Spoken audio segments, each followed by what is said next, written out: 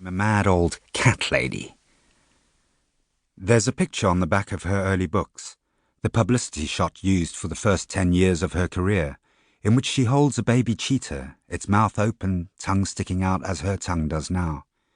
It suggests the suckling toddler or the stroke victim.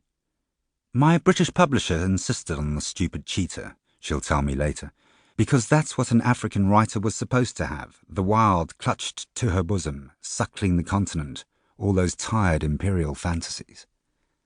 "What form do you anticipate this taking?" she asks now. "Please don't imagine I'm going to give you access to my letters and diaries. I'll talk to you, but I'm not going to dig out documents or family albums." I thought a series of interviews to start. "A way of getting comfortable?" she asks.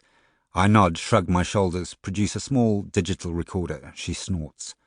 "I hope you don't imagine that we're going to become friends over the course of this. I won't take walks with you in my garden or visit museums. I don't do drinks. I won't impart the wisdom of the aged to you. I won't teach you how to live a better life. This is a professional arrangement, not a romance. I'm a busy person. I have a new book coming out next year, Absolution. I suppose I shall have to let you read it in due course."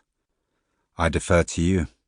I've read your articles, as I said. You don't get things entirely wrong. Perhaps you'll be able to correct some of my mistakes. Claire did not answer her own door when I arrived. Mari, the beetle-eyed assistant, delivered me into a reception room that overlooked the front garden and the long drive, the high beige periphery wall mounted with barbed wire shaped and painted to mimic trained ivy, and the electronic gate closing out the road. Security cameras monitor the property. Claire has chosen a cold room for our first interview. Maybe it's the only reception room. No, a house this size will have several. There must be another one, a better one, with a view of the back gardens and the mountain rising above the city. She'll take me there next time, or somehow I'll manage to find it on my own. Her face is narrower than her pictures suggest. If there was a fullness in her cheeks 5 years ago in Amsterdam, the health has receded, and now her face is wind-cracked, a lake bottom in drought. It looks nothing like any of the photographs. Her unruly squall of blonde hair has silvered, and though it's thin and brittle, it still has some of the old luster. Her abdomen has spread.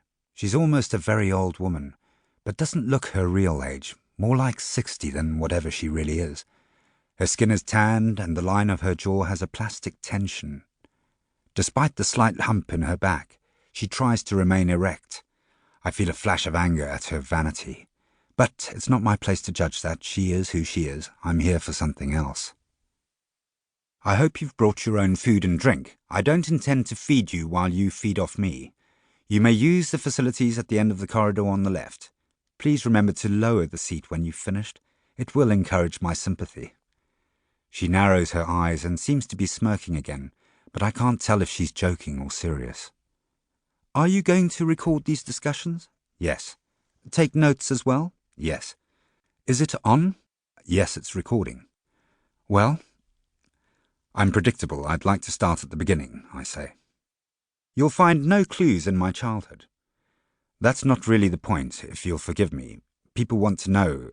In fact, almost nothing is known about her life beyond the slim facts of public record, and the little she's condescended to admit in previous interviews. Her agent in London released a one-page official biography 5 years ago, when requests for information became overwhelming.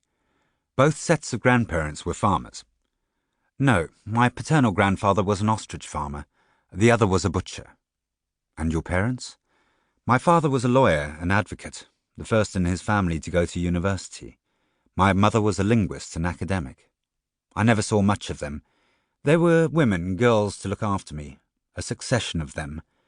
I believe my father did a fair amount of pro deo work." "Did that inform your own political stance?" She sighs and looks disappointed, as though I've missed a joke. "I don't have a political stance. I'm not political. My parents were liberals. It was to be expected that I would also be a liberal. But I think my parents were liberals in the reluctant way of so many of their generation. Better we should speak of left-wing and right-wing, or progressive and regressive, or even oppressive. I'm not an absolutist. Political orientation is an ellipse, not a continuum. Go far enough in one direction, and you end up more or less in the place where you started.